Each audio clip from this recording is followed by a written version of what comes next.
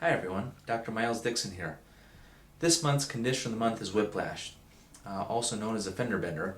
Now, really the most common way to get whiplash is through a motor vehicle crash, but there are other ways, such as bumper cars or water skiing or other types of injuries, but the car accident's the most common. I'd like to talk to you about some of the most common conditions associated with whiplash. And behind me is a chart, and I'm going to read in order of most common to least common conditions that people experience when they've had whiplash. At the top of the list is neck pain, headaches, fatigue, shoulder pain, anxiety, pain between the shoulder blades, lower back pain, sleep disturbance, tinglies in the arms, shoulders, arms, hands, sensitivity to noise, impaired concentration, blurred vision, irritability, difficulty swallowing, dizziness, forgetfulness. Those are some of the more common symptoms associated with whiplash. Oftentimes, people that have whiplash experience neck pain, but a lot of times when there's injury to the connective tissues within the neck, it refers or radiates pain between the shoulder blades. And we really see a lot of people complaining of pain in that area when they've had whiplash. When a person comes in and has been in a motor vehicle crash, we'll do several things. Our evaluation consists of a careful history.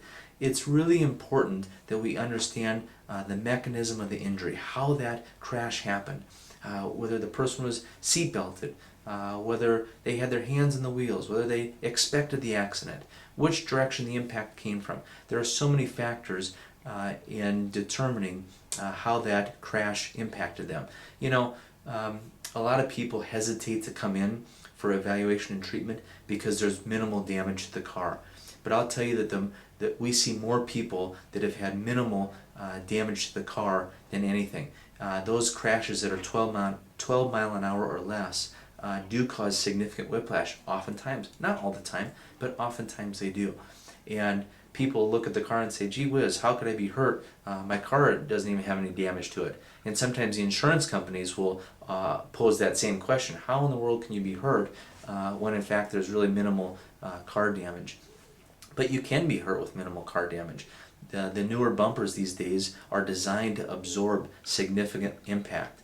And we'll actually have a person sit down and watch a video of a 12 mile an hour crash and a 6 mile an hour crash so that they can see how significant the forces involved are. And so at any rate, our evaluation consists of that history. We'll do an evaluation, an examination, check the range of motion, find out which areas are tender and sore. We'll also oftentimes x-ray them and look at the alignment and determine how significant the injury is that way. The whiplash, backing up a little bit, whiplash is where there's a sudden acceleration and deceleration of the head and neck. And because our head weighs 10 to 12 pounds, it's tough for our necks to support them when they get accelerated and decelerated really quickly. And those shearing forces will oftentimes cause damage to the connective tissues that hold our vertebrae together. The ligaments, the tendons, the muscles, the discs, those tissues can become damaged with whiplash injury. And to the extent that they're damaged, we've really got to determine how significant the damage is. Let's talk about the treatment a little bit.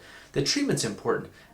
Number one, identifying how significant the injury is and getting the treatment underway as soon as possible. There's a window of opportunity when that healing is going to occur, and it's important to provide that treatment and give the body the best opportunity possible for this one-time healing. It basically has got one shot to really get the most out of the healing process. And so at any rate, we'll do rehab therapy, specific stretches to help increase the range of motion. We'll eventually do some strengthening things. But the combination of rehab and chiropractic adjustments, which help work on the alignment and function of the spine, the combination of the two really works wonderful, and particularly for whiplash injuries. We'll also do different types of therapy modalities to help with muscle spasms, muscle pain, inflammation, things like that.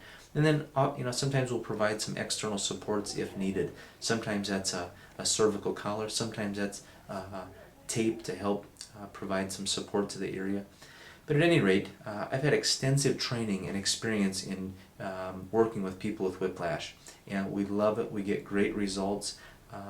So if you've been in a whiplash injury, or if you think you've had whiplash, and even if it's been a long time ago but it really wasn't treated appropriately, feel free to give us a call. We'd love to help. We'd love to sit down and talk with you about it and see how we can help.